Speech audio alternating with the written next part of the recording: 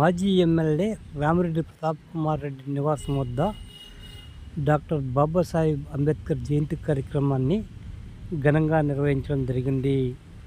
కావులపట్న YCP అధ్యక్షుడు కేతిరెడ్డి శివకుమార్ రెడ్డి ఆధ్వర్యంలో doctor BR Ambedkar చిత్రపటానికి పూలమాల వేసి నివాళులర్పించడం జరిగింది.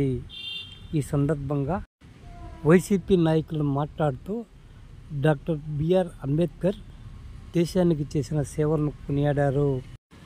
ప్రపంచంలోనే భారతదేశానికి గుర్తింపు తెచ్చిన మహోన్నత వ్యక్తిని కొనియాడారు. డాక్టర్ బిఆర్ అంబేద్కర్ ఆశయాలు కొనసాగించేందుకు మాజీ ముఖ్యమంత్రి వైసీపీ అధినేత వైఎస్ జగన్మోహన్ రెడ్డి ఎంతో కృషి చేశారని కొనియాడారు. ఈ కార్యక్రమంలో కావలిపట్న, కావిలి రూరల్ వైసీపీ నేతలు పాల్గొనడం జరిగింది.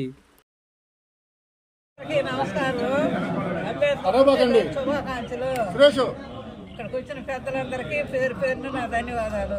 Doctor Babasaheb Ambedkar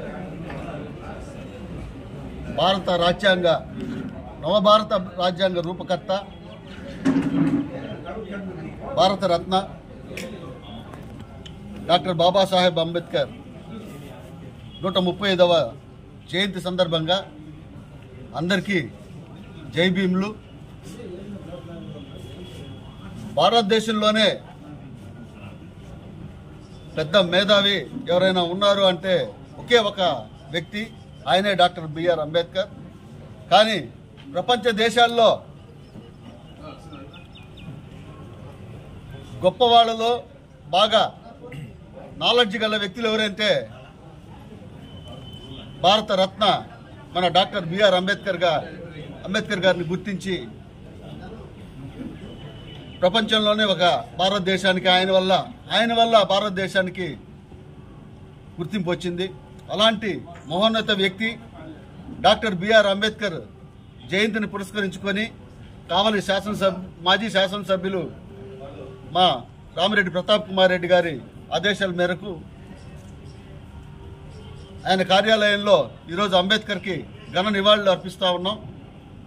doctor BR Ambedkar ఆశయాల్ని డాక్టర్ వైఎస్ జగన్మోహన్ రెడ్డి గారు కూడా ముందుకు తీసుకెళ్లాలనే ఉద్దేశంతో దేశంలోనే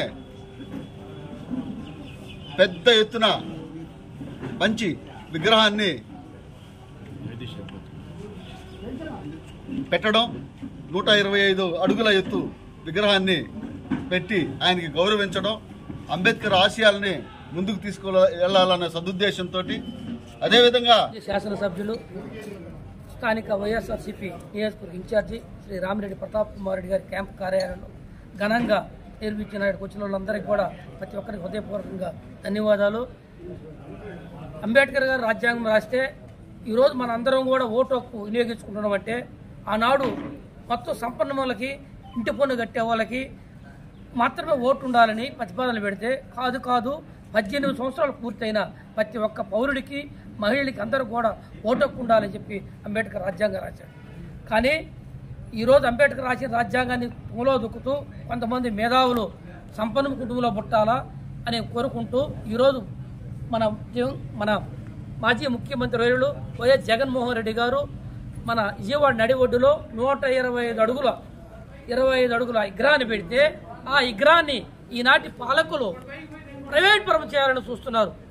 దయచేసి మీ చేతనైతే మేలు చేయండి, కానీ ప్రైవేట్ పరం చేసి అంబేద్కర్ ఆశయాల్ని తొంగులో దక్కేదానికి ఈనాటి పాలకులు దయచేసి మీరు ఆ అంబేద్కర్ భవనాన్ని 2000 మంది ఆడిటోరియం కట్టారు కింద, ఆ 2000 మంది ఆడిటోరియానికి సహకరించండి.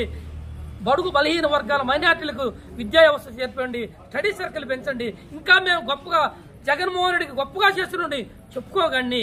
కానీ అంబేద్కర్ ఆశయాలని విగ్రహాన్ని మొత్తం ప్రైవేట్ పరం చేస్తే చూస్తూ ఊరుకునేది లేదని ఈ సందర్భంగా తెలియజేస్తున్నాను.